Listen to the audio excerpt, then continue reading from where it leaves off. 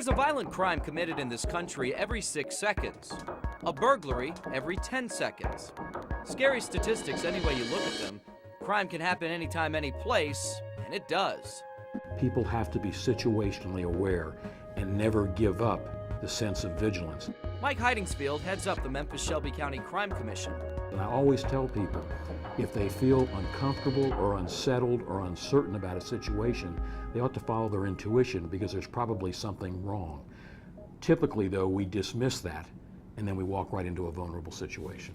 And while the anytime, anyplace motto holds true, did you know there are certain days of the week and certain times of day where you're more likely to become a victim of crime?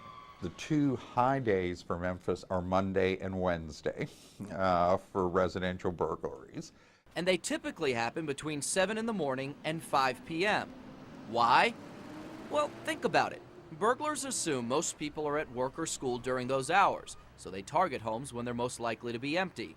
That's also why business burglaries are the exact opposite. They tend to happen at night once they're closed or on the weekend. And different crimes follow different patterns. Robberies of individuals tend to really be concentrated Friday, Saturday, and Sundays. And they tend to be concentrated in the evenings, usually starting about 5 or 6 o'clock and going until about 2 or 3 in the morning. And that really makes sense because that's when there's a lot of people out. They're often distracted because they're going to restaurants or they're going to bars or clubs.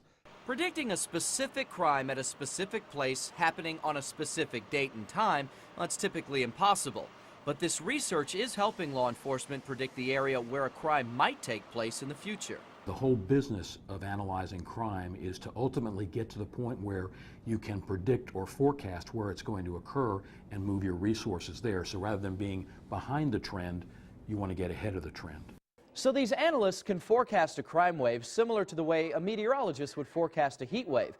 They look at the patterns and identify hot spots. Then police can increase their presence in that area and either push the crime out or eliminate the particular problem altogether.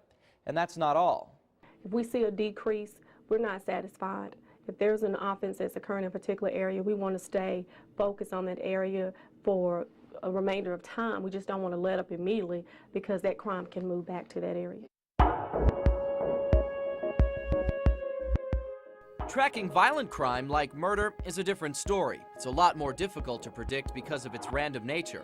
Property crimes in general will occur during the daytime, but those observations don't apply to issues or offenses like homicide and sexual assault, which are uniquely different. In Memphis, the overwhelming majority of homicides involve people who know each other. They get into an argument, usually fueled by drug or alcohol use, and then usually accompanied by one of them having a gun. So it tends to be an argument that blows up, firearms used, we have a homicide in the city. On your side in Memphis, Kris Anderson, News Channel 3.